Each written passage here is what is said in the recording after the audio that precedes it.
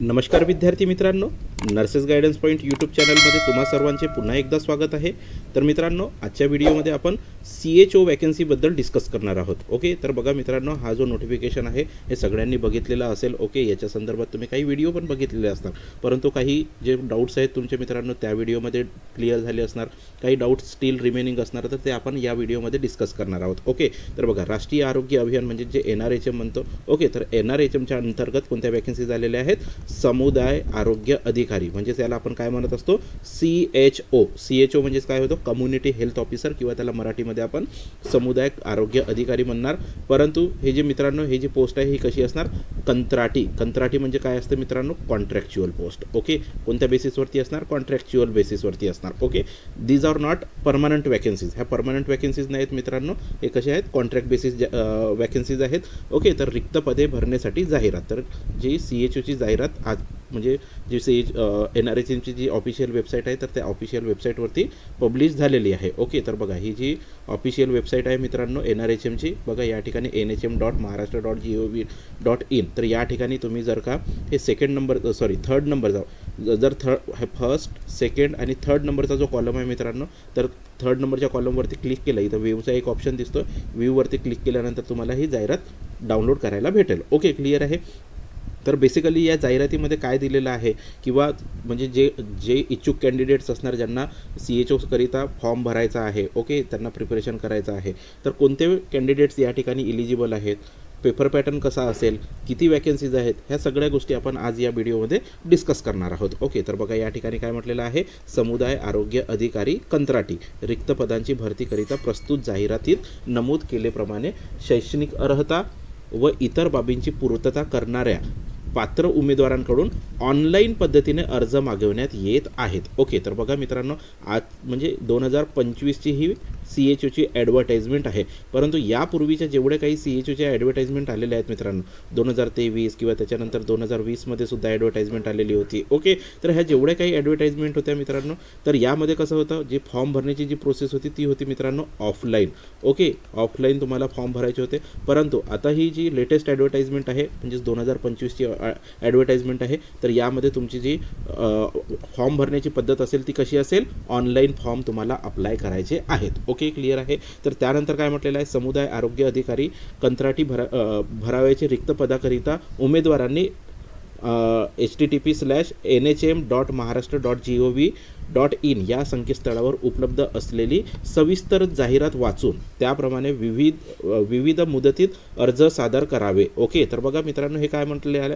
हे जी nhm.maharashtra.gov.in ही जी website तुम्हाला आता सांगितलेलं होतं मित्रांनो, तर हीच वेबसाईट आहे। तर या वेबसाईटवरती हा जो नोटिफिकेशन आहे, तर या नोटिफिकेशनच्या अंदरमध्ये जी काही माहिती दिलेली आहे ते तुम्हाला सविस्तर वाचून घ्यायची, म्हणजे जी माहिती आहे तुम्हाला व्हिडिओच्या माध्यमातून भेटणारच आहे। ओके, क्लिअर आहे?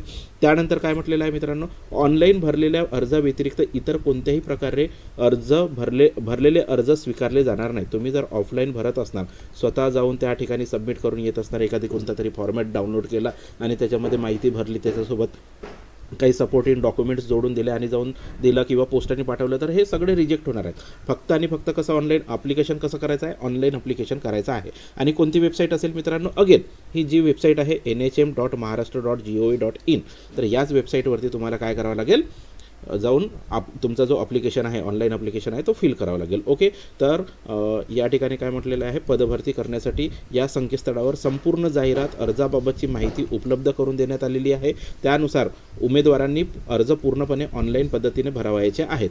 अर्जाकरिता लिंक, बघा या ठिकाणी ही जी वेबसाईट दिलेली आहे, इथेच तुम्हाला लिंक भेटेल, यावरती क्लिक करून तुम्ही डायरेक्टली ॲक्सेस करू शकता ती वेबसाईट, किंवा डायरेक्टली गुगलमध्ये ही वेबसाईट तुम्ही टाईप करून सुद्धा त्या वेबसाईटवरती ॲक्सेस करू शकता। ओके, क्लिअर आहे? त्यानंतर काय म्हटलेलं आहे? जे उमेदवार महाराष्ट्राचे रहिवासी आहेत, बघा आता या ठिकाणी मग फॉर्म भरू कोण शकणार? ज्यांच्याकडे डोमिसियल आहे, ओके, महाराष्ट्राचा डोमिसियल आहे किंवा महाराष्ट्राचा अधिवास प्रमाणपत्र आहेत, म्हणजेच काय, महाराष्ट्राचे रहिवासी आहेत असे उमेदवार। ओके, त्या व्यतिरिक्त महाराष्ट्र शासन सामान्य प्रशासन विभाग शासन परिपत्रक क्रमांक, हे जो क्रमांक आहे मित्रांनो 2008चा हा GR आहे, तर त्यामध्ये काय म्हटलेलं आहे? महाराष्ट्र कर्नाटक सीमा भागातील महाराष्ट्र शासनाने दावा सांगितलेल्या 865 गावामधील मराठी भाषिक उमेदवार या पदासाठी अर्ज करू शकतात. बघा, ही आपला महाराष्ट्र आहे मित्रांनो, याच्या खाली कर्नाटक आहे. तर ह्या बाउंड्रीवरती जे गाव आहेत, जे बेडगाव वगैरे जो आहे, बेडगाव जिल्हा आहे, तर त्याच्यामध्ये बरेचसे असे गाव आहेत की ज्यामध्ये मराठी बोलणारे लोक आहेत. ओके, तर त्यांनासुद्धा या ठिकाणी फॉर्म भरण्यासाठी एक मुभा देण्यात आलेली आहे. ओके, या शासन परिपत्रकानुसार. ओके, त्यानंतर काय म्हटलेलं आहे, ऑनलाईन अर्ज सादर करण्याचे वेळापत्रक व लिंकबाबत तुम्हाला लिंक सांगितलेली आहे मित्रांनो. ही लिंक आहे, या लिंकवरती तुम्हाला डायरेक्टली क्लिक करून सुद्धा करू शकता, ऑनलाईन अप्लाय करू शकता. ओके, किंवा मग डायरेक्टली गुगलमध्ये सुद्धा ही लिंक म्हणजे जस्ट टाईप करून हे करायचं आहे. ओके, क्लिअर आहे.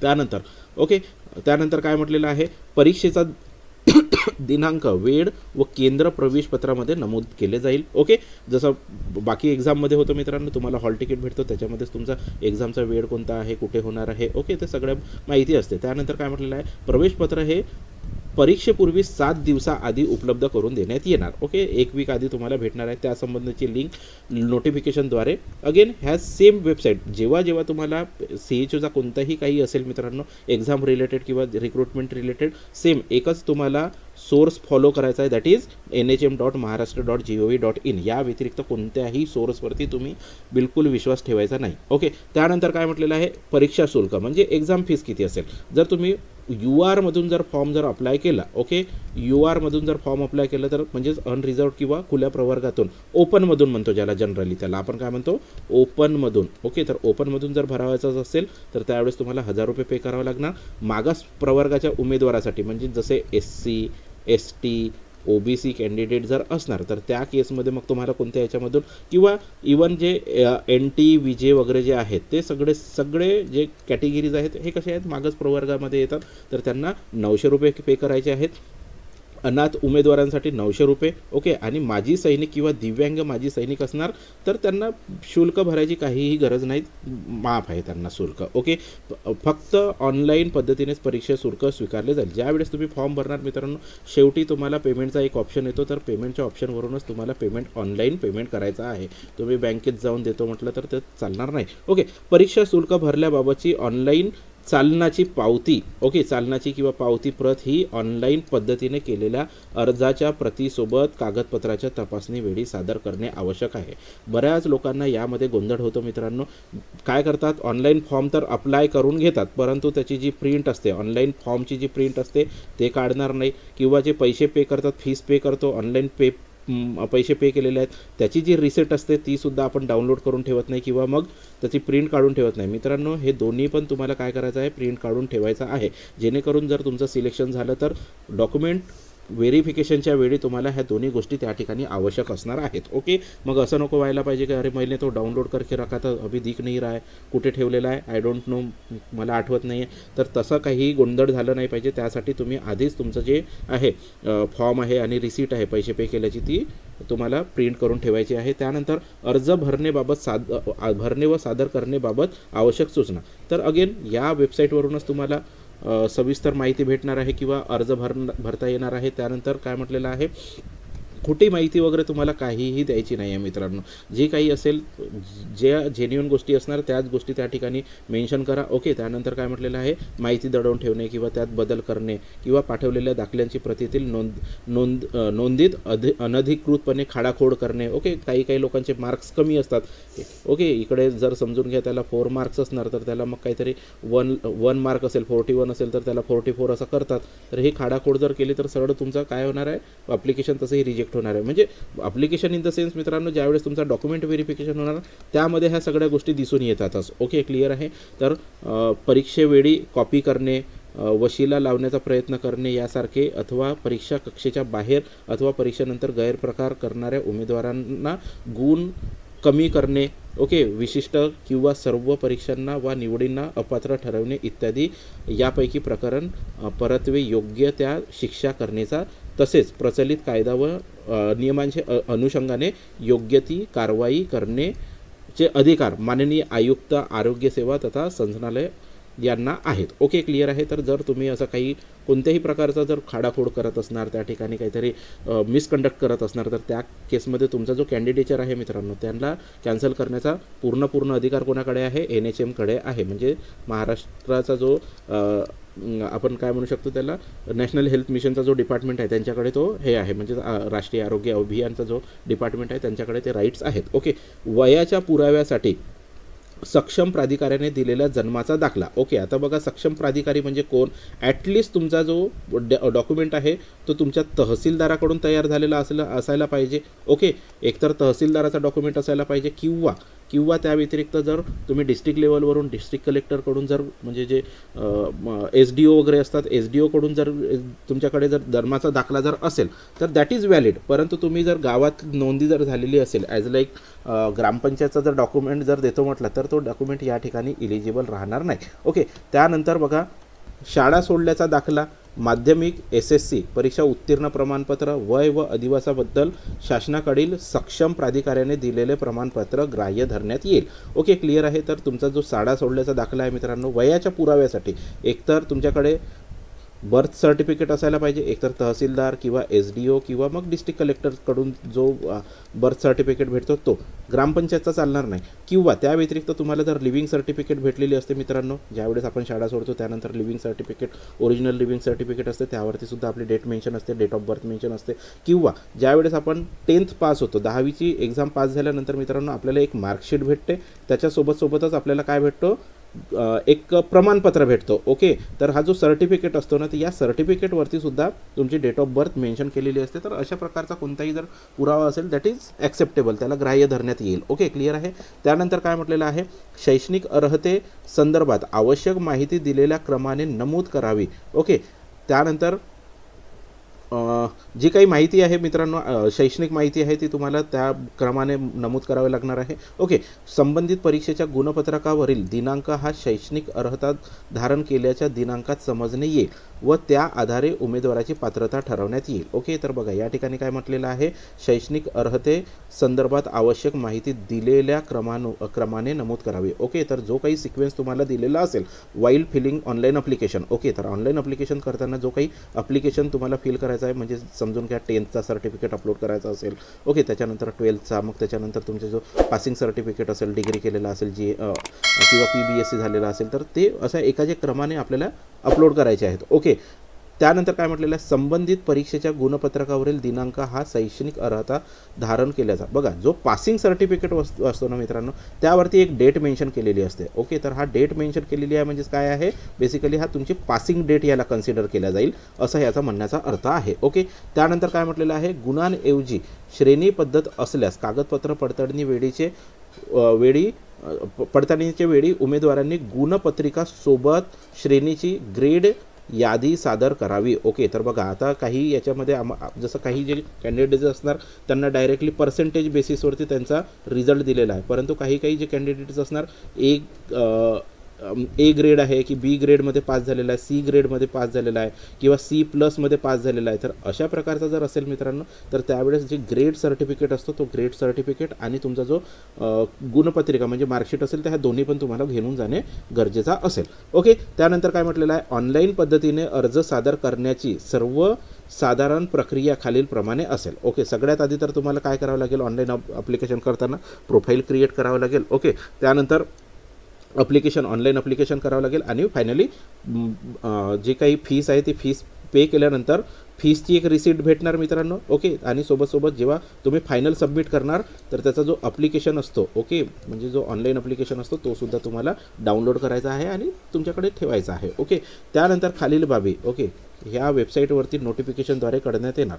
अर्ज सादर करण्याची प्रक्रिया, ओके, प्रोफाईल निर्मिती, स्वाक्षरी, ओके, ह्या सगळ्या ज्या गोष्टी आहेत तुम्हाला मित्रांनो ह्या वेबसाईटवरती तुम्हाला त्याच्या रिलेटेड काही अपडेट जर असेल तर या वेबसाईटवरती भेटणार आहे. ओके, क्लिअर आहे. त्यानंतर बघा सर्वसाधारण सूचना.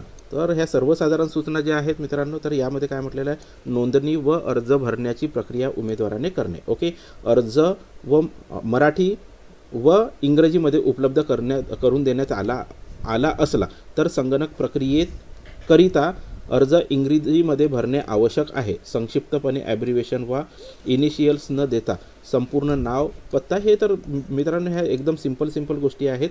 तर ह्याच गोष्टी तर तुम्हाला माहितीच असतात, जसं आपण बाकीचे फॉर्म्स अप्लाय करतो त्याचप्रमाणे आहे. ओके, तर बेसिकली दोन्ही लँग्वेजमध्ये तुम्हाला फॉर्म भरता येतो, परंतु तुम्हाला लँग्वेज कोणती प्रिफर करायची आहे, इंग्लिश लँग्वेजमध्ये प्रिफर करायचं आहे असं सांगण्यात आलेलं आहे. ओके, महिला उमेदवारांबद्दल आहे की नावाबद्दल जर काही बदल जर झालेला असेल, लग्नापूर्वीचे नाव किंवा लग्नानंतरचे नाव, तर त्या संबंधात विवाह नोंदणी दाखला असणे गरजेचं आहे, किंवा तुमच्याकडे जर गॅजेट असेल तर गॅजेटसुद्धा ॲक्सेप्टेबल असतो. SSC अथवा तत्सम प्रमाणपत्रावरील नावाप्रमाणे अर्ज भरावेत. बघा, तर आपल्या म्हणजे जनरली महाराष्ट्रामध्ये आपली जे SSCचा जो सर्टिफिकेट असतो त्यावरती नाव कसं दिलेलं असतो, सगळ्यात आधी आपला सरनेम दिलेला असतो, नाव दिलेला असतो, त्याच्यानंतर मिडल नेम दिलेला असतो. ओके, फॉर एक्झाम्पल एखादा पर्सन असेल, त्याचं नाव A असेल, त्याचं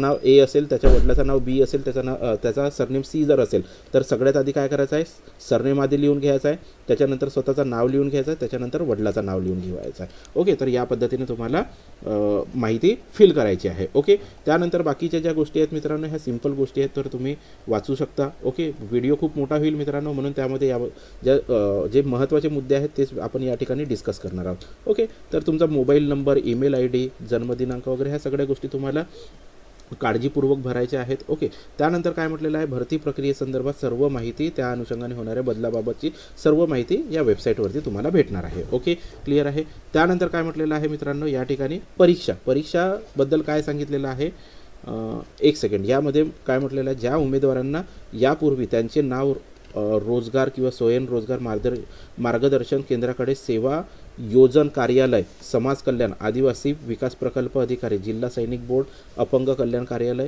इत्यादी कार्यालयात नोंदवले आहे, अशा उमेदवारांनी देखील स्वतंत्ररित्या ऑनलाईन ॲप्लिकेशन करणे गरजेचं आहे किंवा ऑनलाईन अर्ज करणे गरजेचं आहे. तर बघा मित्रांनो, यापूर्वी असं व्हायचं की काही ऑफिसेस होते, ॲज लाईक समाज कल्याण ऑफिस आहे किंवा हे जे स्वयंरोजगार जे ऑफिसेस आहेत, तर या ठिकाणी काही कॅन्डिडेट्स जाऊन स्वतःचं नाव त्या ठिकाणी रजिस्टर करून यायचे. मग त्यांना नोटिफिकेशन यायचं की बाबा या प्रकारच्या काही नवीन एक्झाम निघालेली आहे, किंवा त्यांचा फॉर्म ॲटोमॅटिकली त्या ठिकाणी ॲक्सेप्ट व्हायचा. परंतु आता तसं होणार नाही.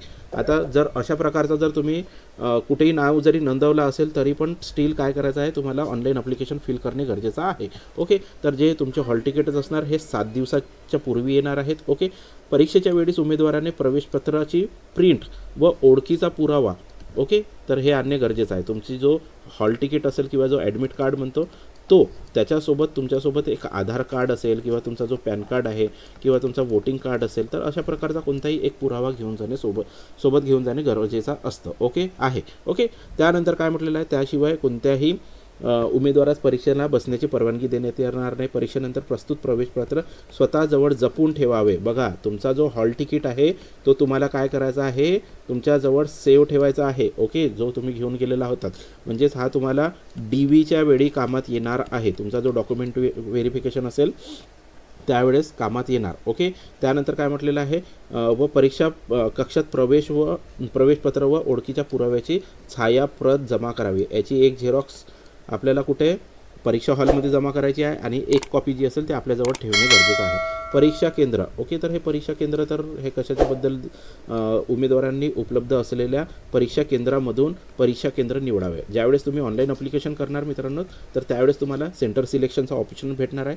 तर कोणताही तुम्हाला जो कन्व्हिनियंट असेल तो सेंटर तुम्ही त्या ठिकाणी फिल करू शकता. ओके, त्यानंतर काय म्हटलेलं आहे, सदर परीक्षा प्रवेशपत्रामध्ये नमूद केलेल्या परीक्षा केंद्रावर ऑनलाईन पद्धतीने परीक्षा घेतली जाईल. बघा, आता यापूर्वीच्या ज्या एक्झाम्स होत्या मित्रांनो, 2023 पर्यंतच्या ज्या एक्झाम्स होत्या ह्या सगळ्या ऑफलाईन एक्झाम होत्या मित्रांनो. ओके, ऑनलाईन ॲप्लिकेशनसुद्धा ऑफलाईनच भरल्या जायचे आणि एक्झामसुद्धा कशा आहेत, ऑफलाईन झालेल्या होत्या. परंतु आता जी तुमची एक्झाम होणार आहे ही 2025ची एक्झाम होणार आहे, ही कशी असेल, ऑनलाईन एक्झाम असेल. ओके, ऑनलाईन एक्झाम असेल म्हणजेच त्यालाच आपण CBT म्हणतो, कम्प्युटर बेस्ड टेस्ट. ओके, परीक्षा केंद्र, परीक्षेचे ठिकाण, हे सगळ्या गोष्टी ज्या आहेत किंवा वेळ वगैरे जो आहे, तर याची विनंती म्हणजे बदली, जर तुमचा कोणताही प्रॉब्लेम आला असेल किंवा तुम्हाला जर वाटत असेल अरे इस दिन तो मेरी छुट्टी ॲडजस्ट नाही हो रही, तर त्या केसमध्ये तुम्हाला जर असं वाटत असेल की हे चेंज करायचं आहे, तर हे चेंज नाही होणार. जो तुमच्या हॉल तिकीटवरती छापून आलेला आहे त्या तारखेला तुम्हाला त्या ठिकाणी हजर व्हायचा आहे.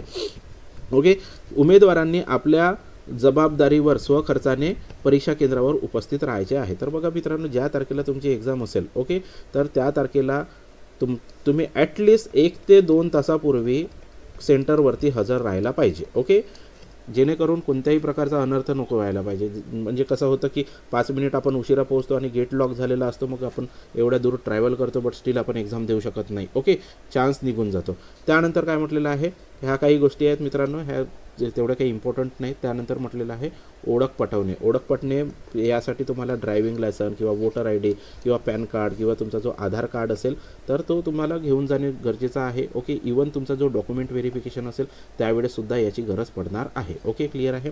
त्यानंतर परीक्षेला उशिरा येण्याबाबत, जर तुम्ही परीक्षेला उशिरा जर येत असणार तर त्या केसमध्ये काय होईल, परीक्षेच्या प्रवेशपत्रात परीक्षेला हजर राहण्यास दिलेल्या वेळेनंतर येणाऱ्या उमेदवारांना परीक्षेला उपस्थित राहू दिले जाणार नाही. ओके, तुम्हाला एक्झाममध्ये बसता येणार नाही. त्यानंतर काय म्हटलेलं आहे, परीक्षेसाठी उपस्थित राहण्याची वेळ ही प्रत्यक्ष परीक्षा सुरू होण्याच्या आधीची असणार आहे. ठीक आहे, 1 ते 2 तासापूर्वी तुम्हाला जायचं आहे. परीक्षेची वेळ जरी 2 तास 120 मिनिटे असले तरी उमेदवारास ओळख पटवणे, आवश्यक कागदपत्र गोळा करणे, सूचना देणे या सर्व बाबतची साधारण 1 तासाआधी परीक्षा केंद्रावर उपस्थित राहावं लागेल. ओके, तर बघा या ठिकाणी तुमची एक्झाम कशी आहे, ऑनलाईन आहे, म्हणजे CBT आहे. 120 मिनिटाचा 2 तासाचा तुमचा काय असेल, पेपर असेल. ओके, त्यानंतर ह्या छोट्या छोट्या इन्स्ट्रक्शन्स आहेत. त्यानंतर काय म्हटलेलं आहे, ही सुद्धा छोटीशी इन्स्ट्रक्शन आहे मित्रांनो. त्यानंतर हे बघा, हे इलेक्ट्रॉनिक डिव्हायसेस वगैरे जे आहे, तुमचा मोबाईल फोन असेल, ओके, किंवा काही तोंडी लेखी स्वरूपात काही तुमच्याकडे कॉपी वगैरे असेल तर असं काही घेऊन जायचं नाही. जेन्युअनली अभ्यास करा आणि जेन्युअनली त्या ठिकाणी एक्झाम द्यायला जा. ओके, त्यानंतर काय म्हटलेलं आहे, जर का अशा प्रकारचा काही जर भेटला मित्रांनो, जर एक्झाम देताना मोबाईल फोन किंवा कोणताही इलेक्ट्रॉनिक गॅजेट तुमच्याकडे असेल तर सरळ तुम्हाला डिबार्ड करण्यात येईल. म्हणजे त्या परीक्षेतून तर हाकलण्यात येणार. फ्युचरमध्ये जर कधीही NRHMच्या जर कोणत्याही वॅकन्सीज जर आल्या तर त्यामध्ये सुद्धा तुम्हाला बसता येणार नाही. ओके, क्लिअर आहे. त्यानंतर आहे मित्रांनो पदसंख्या. ओके, वॅकन्सी मॅट्रिक्स, कोणत्या कॅटेगरीला किती वॅकन्सीज आहेत तर ते याच्यामध्ये आपल्याला समजणार आहे. ओके, तर बघा या ठिकाणी समांतर आरक्षणानुसार सर्वसाधारण, महिला, ओके, हे बघा प्रवर्ग म्हणजे काय आहे, SC. ओके, अनुसूचित जाती, ST अनुसूचित जमाती, VJ विमुक्त जाती, NT म्हणजेच काय होतं, नोमॅडिक ट्राईब्स. ओके, भटक्या जमाती ज्या म्हणतो, NTB, NTC, NTD. Okay, SBC special backward class. Okay, OBC म्हणजेच काय, अदर बॅकवर्ड क्लास. ओके, त्यानंतर ACBC. ओके, ACBC म्हणजे काय होतं मित्रांनो, ज्यांच्याकडे मराठा आरक्षण आहे. ओके, मराठा आरक्षणचा सर्टिफिकेट आहे ते कॅन्डिडेट या ठिकाणी अप्लाय करू शकतात. EWS ओपन आणि टोटल अशा 100%. ओके, तर बघा SC साठी 143, ST साठी 103, VJ साठी 30 वॅकन्सीज आहेत, NTB साठी 60 वॅकन्सीज आहेत, NTC साठी 29, NTD साठी 0 आहेत मित्रांनो. या ठिकाणी हे लक्षात ठेवा, NTDचे कॅन्डिडेट्सनी लक्ष ठेवा, या ठिकाणी एकही वॅकन्सी या ठिकाणी दिलेली नाही. एकतर याचा रिझन असा असू शकतो की पूर्णपणे वॅकन्सीज फिलअप झालेल्या असणार. ओके, त्याच्यामुळे या ठिकाणी एकही वॅकन्सी नाही. SBCच्या किती आहेत, 72, OBCच्या 243 आहेत, ACBCच्या 197 आहेत. ओके, EWSच्या 197, ओपनच्या 900 वॅकन्सीज. अशा टोटल किती वॅकन्सीज असणार, 1974 वॅकन्सीची ही रिक्रुटमेंट आहे. खूप मोठी रिक्रुटमेंट आहे मित्रांनो. ज्यांच्याकडे जॉब नाही आहे किंवा कुठे प्रायव्हेट जॉब करत असणार त्यांच्यासाठी खूप चांगली अपॉर्च्युनिटी आहे. चांगला अभ्यास करा या ठिकाणी हे बघा. ओके, त्या ठिकाणी बघा हे झालं समांतर आरक्षणाचा जर विचार केला मित्रांनो. ओके, हे जातीनिहाय झालं मित्रांनो. ओके, प्रवर्गनिहाय म्हणू शकतो. ओके, ठीक आहे. आणि आता जर समांतर आरक्षणाचा जर विचार केला म्हणजे व्हर्टिकल हॉरिझॉन्टल रिझर्वेशनचा जर विचार केला तर बघा सर्वसाधारण. ओके, सर्वसाधारण म्हणजेच काय, जे जनरल कॅन्डिडेट्स म्हणणार. ओके, त्यामध्ये तुमचा कोणताही कोटा क्लेम करू शकणार नाही. म्हणजेच काय, कोणता कोटा नाही. जर महिला नसणार, तुमच्याकडे कोणताही कोटा नाही आहे समजून घ्या. महिला नाही आहात तुम्ही, माजी सैनिक पण नाही आहात, खेळाडू पण नाही आहेत. ओके, प्रकल्पग्रस्त, भूकंपग्रस्त, अंशकालीन, दिव्यांग, अनाथ यापैकी कोणीही जर नसेल, यापैकी कोणताही सर्टिफिकेट जर नसेल तुमच्याकडे तर त्या केसमध्ये मग तुमचा ॲप्लिकेशन कुठे कन्सिडर होणार, समांतर आरक्षणमध्ये सर्वसाधारणमध्ये कन्सिडर होणार. ओके, क्लिअर आहे. तर बेसिकली आता जर ह्या मॅट्रिक्सला जर समजून घ्यायचं जर झालं मित्रांनो, आता SC कॅन्डिडेट्सचा जर आपण विचार केला. ओके, तर SC कॅन्डिडेट्समध्ये टोटल वॅकन्सीज किती आहेत, टोटल वॅकन्सीज आहेत मित्रांनो 143, परंतु त्यापैकी सर्वसाधारण वॅकन्सीज किती असणार, 48. ओके, या 143 पैकी महिलांसाठी 43 वॅकन्सीज आहेत. या 143 पैकी माजी सैनिकासाठी 21 वॅकन्सीज आहेत. या 143 पैकी खेळाडूंसाठी 7 वॅकन्सीज आहेत. या सेम 143 पैकी प्रकल्पग्रस्तासाठी 7 वॅकन्सीज आहेत. या सेम 143 पैकी भूकंपग्रस्तासाठी 3. ओके, त्यानंतर पदवीधर अंशकालीनसाठी 14 वॅकन्सीज आहेत. दिव्यांगासाठी एकूण 4%, याचे जर तुम्ही 4% जर घेतले, 143चे जे 4% घेतले तर जे काही वॅकन्सीज येणार ते दिव्यांगासाठी असेल आणि अनाथसाठी 1% वॅकन्सीज असणार. ओके, क्लिअर आहे. तर आता बेसिकली सांगण्याचा या ठिकाणी महत्त्वाचा मुद्दा काय आहे मित्रांनो, जर सगळ्यात महत्त्वाचा मुद्दा हा असा आहे की जर तुम्ही महिला कॅन्डिडेट असणार आणि तुम्हाला जर त्या ठिकाणी फॉर्म ऑनलाईन ॲप्लिकेशन भरताना या ठिकाणी जर का तुम्ही महिला आहात का, तुम्हाला महिला आरक्षण घ्यायचं आहे का, तर त्या ठिकाणी येस किंवा नोचा ऑप्शन जर असेल तर हमखास तुम्ही येसवरती क्लिक करा.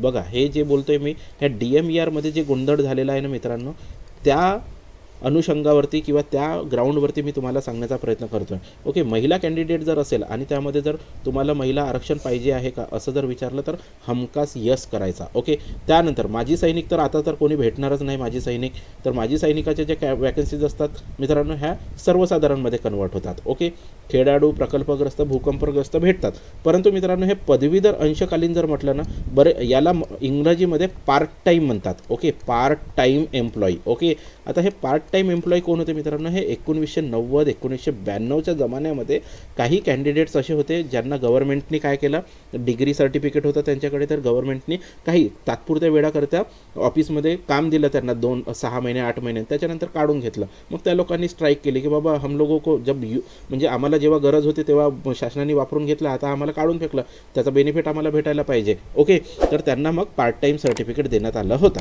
परंतु बघा मित्रांनो, आता हे जे 1990 1992 मध्ये असे लोक होते ज्यांचा डिग्री कंप्लीट झालेला होता, तर असा कॅन्डिडेट तर आता नसणारच कोणताच. म्हणून पार्ट टाईममधून कोणीही फॉर्म भरू नका. ह्या ज्या वॅकन्सीज असणार ह्या सरळ सर्वसाधारणमध्ये कन्वर्ट होणार आहेत अल्टिमेटली.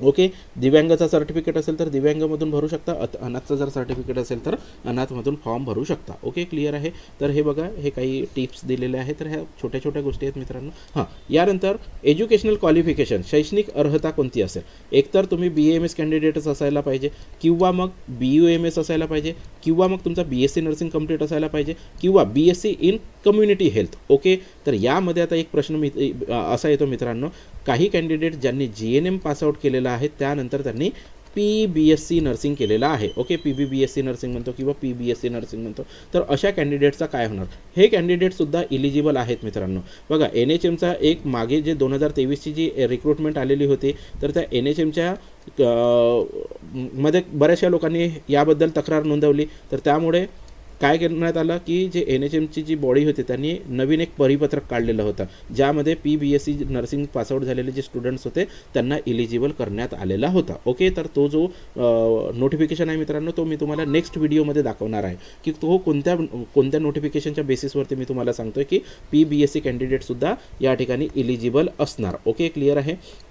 त्यानंतर हे जे आहे मित्रांनो, हे तर साध्या गोष्टी आहेत. या ठिकाणी जसं BAMS किंवा BUMS वगैरे जर झालेलं असेल तर पदवीधारक यांच्याकरिता जाहिरात प्रसिद्ध झालेल्या दिनांकापूर्वी अथवा दिनांकास अंतर्वासिता म्हणजे जो इंटर्नशिप आहे मित्रांनो, तर जी नोटिफिकेशनची डेट आहे मित्रांनो, तर नोटिफिकेशनची जी लास्ट डेट असेल, ओके, ऑनलाईन ॲप्लिकेशन फिल करण्याच्या लास्ट डेट असेल मित्रांनो, तर लास्ट डेटच्या पूर्वीचा तुमच्याकडे इंटर्नशिप कंप्लीट होण्याचा सर्टिफिकेट असणे गरजेचं आहे. व NMC MCIM नोंदणी प्रमाणपत्र असणारे उमेदवारच पात्र ठरतील. ओके, जर तुमचा NMC MCIM मध्ये जर नोंदणी जर नसेल, रजिस्ट्रेशन झालेलं नसेल, तर तुम्ही त्या ठिकाणी इलिजिबल नसणार.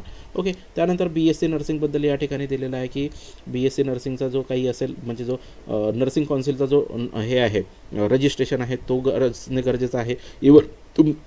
इवन तुमचा जो पासआउट आहे तो सुद्धा काय असायला पाहिजे, आधीचा असायला पाहिजे. ओके, जी last date of online application असेल त्याच्या आधी पासआउट होणे गरजेचं आहे. ठीक आहे.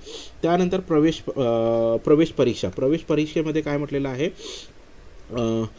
100 प्रश्न असणार मित्रांनो, MCQ बेस्ड प्रश्न आहेत. ओके, किती 100 प्रश्न. ओके, प्रति प्रश्न 1 गुणाचा असेल. ओके, 1 गुण म्हणजेच काय, 100 प्रश्न 100 मार्क्ससाठी 100 मार्क्सचा तुमचा एक्झाम असेल. कोणतीही निगेटिव्ह मार्किंग सिस्टीम नसणार, यामध्ये निगेटिव्ह नसेल. सगळेचे सगळे अटेम्प्ट करून या. तुम्हाला येत असेल नसेल येत, तुक्का मारायचा असेल मारा, पण 100चे 100 अटेम्प्ट करून या. ओके, उत्तीर्ण होण्यासाठी उमेदवाराला कमीत कमी 45 गुण म्हणजे आउट ऑफ 100 ओके 45 गुण घेणे गरजेचं आहे. ओके, मेरिट कशावरती बनणार, या 45 वरतीच बनणार आहे. ओके, 45च्या वरती जे लोक असणार त्यांचाच मेरिटमध्ये नाव असेल. ओके, आणि मेरिटमध्ये आल्यानंतर तुमची सिलेक्शन लिस्ट प्रिपेअर होणार. याच्यापेक्षा जर कमी मार्क्स असणार तर तुम्ही रिक्रुटमेंटमधून अशी बाहेर निघालेले आहात असं कन्सिडर करून घ्यायचा. ओके, त्यानंतर अभ्यासक्रम, तुमचा जो सिलेबस आहे तो या प्रकारचा सिलेबस असेल. ओके, 60 प्रश्न जे आहेत तुमचे हे जे सब्जेक्ट्स आहेत, त्याच्यानंतर जनरल नॉलेजवरती 20 प्रश्न असणार, NHN प्रोग्राम रिलेटेड 20 प्रश्न असणार, असे 100 प्रश्न 100 मार्काकरिता. ओके, दोन्ही लँग्वेजमध्ये एक्झाम असेल, मराठी आणि इंग्रजीमध्ये. ओके, क्लिअर आहे. त्याच्यानंतर जो प्रवेश परीक्षेचा निकाल, सेम ही जी वेबसाईट आहे मित्रांनो, हे तुम्हाला तुमच्या दिमागात छापून ठेवायची आहे की याच एक्झाममध्ये म्हणजे या एक्झामच्या रिलेटेड जी काही माहिती असेल तुम्हाला सेम वेबसाईटवरती भेटणार आहे. ओके, किंवा या लिंकवरती भेटणार आहे. त्यानंतर बघा, 1 गुण याप्रमाणे 100 गुणाची परीक्षा आणि तुम्हाला वेळ किती देण्यात येणार, 2 तासाचा. मी ऑलरेडी सांगितलेलं आहे मित्रांनो की तुम्हाला वेळ किती भेटेल, 100 प्रश्नाकरिता 2 तासाचा वेळ भेटणार आहे. ओके, क्लिअर आहे. त्यानंतर पुढे काय म्हटलेलं आहे, तात्पुरत्या निवड यादीमध्ये समावेश होणाऱ्या उमेदवारांना कागदपत्र पडताळणीकरिता पाचारण, जे प्रोव्हिजनल सिलेक्शन लिस्ट असेल मित्रांनो त्यामध्ये तुम्हाला बोलवण्यात येईल. ओके, त्याच्यानुसार मग डॉक्युमेंट व्हेरिफिकेशन होणार आणि त्याच्यामध्ये जर कोणामध्ये काही डॉक्युमेंटमध्ये जर गडबड असेल तर त्याच वेळेस मग तुम्हाला बाहेर काढून घेणार. ओके, क्लिअर आहे. हां, त्यानंतर काय म्हटलेलं आहे मित्रांनो, परीक्षा ही कम्प्युटर बेस्ड टेस्ट होणार आहे, CBT होणार आहे मित्रांनो, घेण्यात येणार असून प्रत्येक सत्राच्या प्रश्नपत्रिका स्वतंत्र उपलब्ध केल्या जाणार असून एकापेक्षा जास्त सत्रात परीक्षा आयोजित करण्यात येणार आहे. ओके, मल्टिपल शिफ्टमध्ये परीक्षा होणार. ओके, तर त्यामुळे काय असेल मित्रांनो, या ठिकाणी नॉर्मलायझेशन पद्धतीचा यूज करून निकाल जाहीर करण्यात येणार आहे. ओके, म्हणजे बघा, जो आपण DMER DHSची वगैरे जी परीक्षा देतो त्यामध्ये जसा नॉर्मलायझेशन होतो, नॉर्सेटमध्ये जसा नॉर्मलायझेशन होतो, सेम या ठिकाणी सुद्धा नॉर्मलायझेशन होणार आहे. ओके, बघा, या ठिकाणी आता 7.8 जो आहे ना तो महत्त्वाचा आहे. पात्रता निकष पूर्ण करणार आहे, म्हणजे जी तुमची जी टेस्ट आहे ती म्हणजे किंवा जी एक्झाम आहे क्लिअर केल्यानंतर ओके गुणवत्तेवर प्रवेश परीक्षेत उत्तीर्ण झालेल्या उमेदवारांना सार्वजनिक आरोग्य विभागातील रुग्णालये, ट्रस्ट रुग्णालये, राज्यातील सार्वजनिक आरोग्य विभागाने नियुक्त केलेल्या रुग्णालयामध्ये 6 महिन्याचा प्रमाणपत्र परीक्षण, म्हणजे आपण याला एक ओके 6 महिन्याची तुमची ट्रेनिंग पिरियड होणार आहे. बघा मित्रांनो, ही एंट्री एक्झाम होणार. एंट्री एक्झामच्या नंतर 6 महिन्याचा तुमचा काय असेल, ट्रेनिंग पिरियड असेल. 6 महिन्याची ट्रेनिंग झाली की एक एक्झिट एक्झाम घेणार येणार. ओके, आणि एक्झिट एक्झाम झाल्यानंतर तुम्हाला मग पोस्टिंग देण्यात येणार आहे. ओके, उपकेंद्राचे वाटप प्रशिक्षणापूर्वी कंडिशनल पोस्टिंगद्वारे करण्यात येईल. जर उमेदवार एक्झिट एक्झाममध्ये अनुत्तीर्ण झाल्यास कंडिशनल पोस्टिंगद्वारे दिलेल्या उपकेंद्रावर भविष्यात अधिकार सांगता येणार नाही. ओके, क्लिअर आहे. तर बेसिकली याला ब्रीच कोर्स म्हटलं जाते मित्रांनो. बेसिकली हा जो 6 महिन्याचा जो कोर्स आहे याला आपण ब्रीच कोर्स म्हणतो. तर हा ब्रीच कोर्स तुम्हाला कंप्लीट करावा लागेल. त्याच्यानंतर एक्झिट एक्झाम नंतरच तुम्हाला उपकेंद्राचा वाटप करण्यात येईल. ओके, त्यानंतर पुढे काय म्हटलेलं आहे, या ठिकाणी बघा 6 महिन्याचा ब्रीच कोर्स ट्रेनिंग करण्याची आवश्यकता. बघा, एक सेकंड. सद्यस्थितीत कार्यरत समुदाय आरोग्य अधिकारी, यापूर्वी समुदाय आरोग्य अधिकारी पदावर कार्यरत असलेल्या उमेदवारांना सदर पद भरतीमध्ये भाग घेता येईल. बघा, ऑलरेडी जर तुम्ही कुठेही CHO म्हणून जर वर्किंग असणार तर अशा कॅन्डिडेट्सला या एक्झाममध्ये पार्ट घेता येतो. ओके, परत हे एक्झाम देऊ शकतात. ओके, मध्ये नमूद परिपत्रकानुसार सेवा समाप्त केलेले अधिकार व कर्मचारी वगळून अशा उमेदवारांनी 6 महिने ब्रीच कोर्स ट्रेनिंग करण्याची आवश्यकता नसेल, परंतु एंट्रन्स एक्झाम देणे अनिवार्य असून एकत्रित मेरिट लिस्टनुसार त्यांना जिल्हा उपकेंद्र वाटप करून देण्यात येणार. ओके, ऑलरेडी जर CHO जर असणार तर तुम्हाला या ठिकाणी काय व्हायला लागेल, रिलीव्ह करण्यात येईल. ओके, रिलीव्ह करून बेसिकली तुम्हाला एक्झाम देणे कंपल्सरी आहे. जी ऑनलाईन अप्लिकेशन भरण्याची प्रोसेस सुरू होणार आहे तर यामध्ये ऑनलाईन अप्लिकेशन आणि एक्झाम आणि तुम्हाला मेरिटमध्ये सुद्धा येणे गरजेचं आहे. मेरिटमध्ये आल्यानंतर जो ब्रीच कोर्स आहे मित्रांनो, ब्रीच कोर्स करायची काहीही गरज नाही जर का तुम्ही ऑलरेडी CHO म्हणून काम करत असणार त्या केसमध्ये. ओके, त्यानंतर ज्या उमेदवारांनी यापूर्वी 6 महिने ब्रीच कोर्स ट्रेनिंग पूर्ण केले आहे परंतु 2 अटेम्प्ट देऊन सुद्धा अनुत्तीर्ण झालेले आहेत अशा उमेदवारांना एंट्रन्स मेरिट लिस्टनुसार पुनश्च 6 महिने ब्रीच कोर्स ट्रेनिंगकरिता पाठवण्यात येईल. ओके, तर हे ते जे ऑलरेडी एक्झाम पास झालेले होते त्यांच्याबद्दल आहे. ठीक आहे, तर हे त्यानंतर प्रशिक्षणानंतर एक्झिट एक्झाम यशस्वीरित्या उत्तीर्ण झालेल्या उमेदवारांना मॉडर्न मिड लेवल सर्व्हिस प्रमाणपत्र देण्यात येईल, जे आयुष्यमान आरोग्य मंदिर कार्य. ठीक आहे, हे एवढं काही म्हणजे हे नाही, ते तर ऑब्व्हियसली सर्टिफिकेट तर भेटणारच आहे तुम्हाला. Breach course training exit exam 2 प्रयत्नात उत्तीर्ण न होऊ शकलेल्या उमेदवारांना समुदाय आरोग्य अधिकारी या पदासाठी पात्र. बघा, तुमची जो ब्रीच कोर्स आहे 6 महिन्याचा जो ट्रेनिंग पिरियड आहे, त्यानंतर तुमची एक्झिट एक्झाम होणार. त्यासाठी तुम्हाला मॅक्झिमम अटेम्प्ट किती आहेत? 2 अटेम्प्ट. 2 अटेम्प्टमध्ये तुम्हाला ती एक्झाम पास करायची. जर 2 अटेम्प्टमध्ये जर एक्झाम पास झाली नाही तर तुम्हाला मग घरी बसायचं आहे चुपचाप. ओके, त्यानंतर काय म्हटलेलं आहे?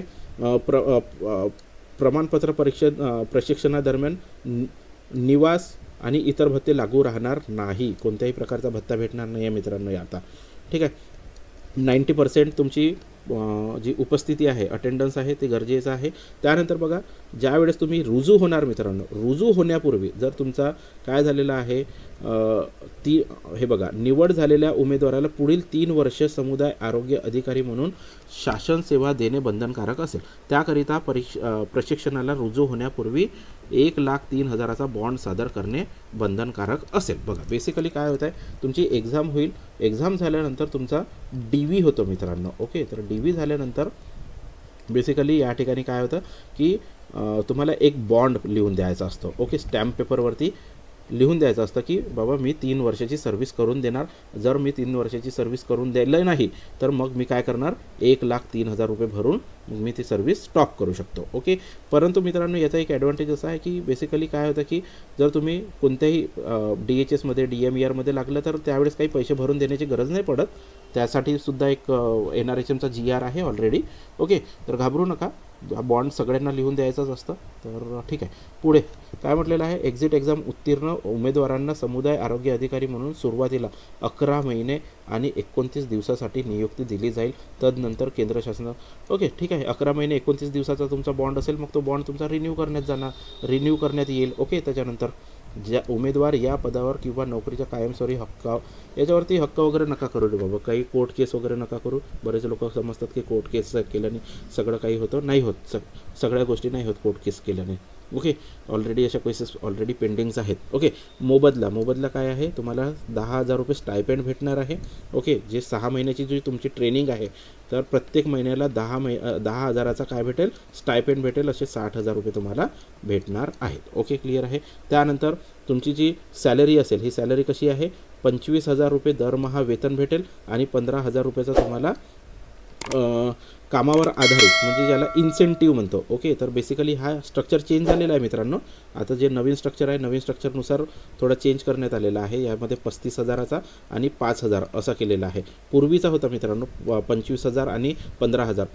25,000 रुपये तुम्हाला वेतन आणि 15,000 रुपये इन्सेंटिव्ह. परंतु यावेळेस आता कसं केलेलं आहे, 35,000ची सॅलरी असेल आणि 5,000चा इन्सेंटिव्ह असा केलेला आहे. ते तुम्हाला नंतर जॉईन झाल्यानंतर माहिती होणारच आहे ह्या सगळ्या गोष्टी. ओके, परीक्षेचे वेळापत्रक तुम्हाला NRHMच्या वेबसाईटवरतीच भेटणार आहे. ओके, त्यानंतर काय म्हटलेलं आहे मित्रांनो, उमेदवारांच्या अधिवासाबाबत. ओके, तर हा डोमेसाईल असणे गरजेचं आहे, महाराष्ट्राचा डोमेसाईल. ओके, आणि कर्नाटकमध्ये जर जे 865 गावाची जी लिस्ट आहे मित्रांनो, त्यामध्ये जर तुमचा गावाचा समावेश असेल तर तुम्ही त्या ठिकाणी फॉर्म भरू शकता. ओके, वयोमर्यादाबद्दल या ठिकाणी काय म्हटलेलं आहे? कमाल जास्तीत जास्त अराखीव म्हणजे जर UR कॅन्डिडेट जर असेल तर मॅक्झिमम 38 इयर्सपर्यंत फॉर्म भरता येतो. ओके, परंतु राखीव म्हणजेच काय SC ST OBC वगैरे जर असेल तर त्या केसमध्ये तुम्ही 43 वर्षापर्यंत सुद्धा फॉर्म भरू शकता, वयाच्या 43व्या वर्षापर्यंत. ओके, क्लिअर आहे. त्यानंतर बघा, खुला प्रवर्गात 18 वर्ष कमीत कमी, जास्तीत जास्त 38 वर्ष. मागासवर्गीय उमेदवार 18 वर्ष 43 वर्ष. दिव्यांग उमेदवार जर असेल तर कमीत कमी 18 वर्ष आणि जास्तीत जास्त 45 वर्ष वय असायला पाहिजे. ओके, प्रकल्पग्रस्तासाठी हे सगळ्यांसाठी कॉमनच आहे मित्रांनो हे. ओके, 18 आणि 45. त्यानंतर हे माजी सैनिक, ओके, माजी सैनिक, सशस्त्र दलात सेवा केलेली सेवा प्लस 3 वर्ष, समजून घ्या 15 वर्ष झाली असणार आणि प्लस 3 वर्ष, ओके. तर हे अशा प्रकारचे, किंवा 20 वर्षाची सर्व्हिस प्लस 3 वर्ष, हे असा प्रकारचा रिलॅक्सेशन देण्यात येईल, ओके. क्लिअर आहे. त्यानंतर खेळाडूंना 43 वर्षापर्यंत आहे, अनाथाला 43 वर्षापर्यंत, आणि स्वातंत्र्य सैनिकांचे जर पाल्य जर असणार तुम्ही, ओके, बघा, फ्रीडम फायटरचे जर पाल्य असणार, त्यांचे जर मुलगी असणार, तर त्या केसमध्ये तुम्हाला 45 वर्षापर्यंत रिलॅक्सेशन भेटणार आहे, ओके. त्यानंतर हे जे आरक्षन्स वगैरे आहेत मित्रांनो, तर ते जे बाकी एक्झाम्सला जशा पद्धतीने असतात त्याच पद्धतीने आहे. महिला आरक्षणला यस करायचं आहे मित्रांनो. जेव्हा या ठिकाणी कोणताही फॉर्म जर भरत असणार महाराष्ट्र गव्हर्नमेंटच्या एक्झाम रिलेटेड, तर त्यामध्ये जर असा ऑप्शन दिलेला असेल तुम्हाला महिला आरक्षण पाहिजे आहे का, तर यस म्हणजे यस करायचं 100%, ओके. क्लिअर आहे. त्यानंतर माजी सैनिकबद्दल दिलेलं आहे या ठिकाणी, ओके. भूकंपग्रस्त, पदवीधर, अंशकालीन, अनाथबद्दल सुद्धा दिलेलं आहे, ओके. तर ह्या सगळ्या गोष्टी या ठिकाणी दिलेल्या आहेत. ह्या सर्वसाधारण सूचना आहेत. ह्या सर्वसाधारण सूचना तर सगळ्या एक्झामला ज्या कॉमन असतात त्याच सूचना या ठिकाणी देण्यात आलेल्या आहेत, ओके. तर बघा या ठिकाणी अजून काही दिसत आहेत, ओके. लहान कुटुंबाचे प्रमाणपत्र, हे बघा मित्रांनो, ज्यावेळेस तुमचा DV होईल ना, तर ह्या DVच्या वेळेस तुम्हाला लहान कुटुंबाचं प्रमाणपत्र, ओके, स्मॉल फॅमिली नॉर्म्स, तर याची एक प्रिंट घ्यावं लागते आणि ते भरून देणे गरजेचं असते, ओके. तर यामध्ये आपण बेसिकली जे CHUची एक्झाम येणार आहे, ओके, कम्युनिटी हेल्थ ऑफिसर, तर त्याबद्दल जेवढी काही माहिती होती ती सगळी आपण डिटेलमध्ये डिस्कस केलेली आहे मित्रांनो, ओके. तर हा व्हिडिओ कसा वाटला ते मला कमेंट बॉक्समध्ये नक्की कळवा मित्रांनो. या व्यतिरिक्त जर तुमच्या या एक्झामच्या रिलेटेड कोणतीही जर डाऊट असेल ते मला तुम्ही कमेंट बॉक्समध्ये विचारू शकता. मी प्रत्येक कमेंटचा आन्सर करण्याचा प्रयत्न करतो मित्रांनो. त्याचप्रमाणे मित्रांनो, हा व्हिडिओ आवडला असेल तर व्हिडिओला शेअर करा, लाईक करा मित्रांनो. तसेच नर्सेस गायडन्स पॉईंट यूट्यूब चॅनलला सुद्धा सबस्क्राईब करा मित्रांनो. चॅनल सबस्क्राईब केल्यानंतर बेल आयकनला प्रेस करायला विसरू नका, जेणेकरून येणाऱ्या सर्व व्हिडिओचा नोटिफिकेशन तुम्हाला इझिली तुमच्या मोबाईलवरती भेटणार. सो फ्रेंड्स, भेटूया नेक्स्ट व्हिडिओमध्ये. तेव्हापर्यंत जय हिंद, जय महाराष्ट्र.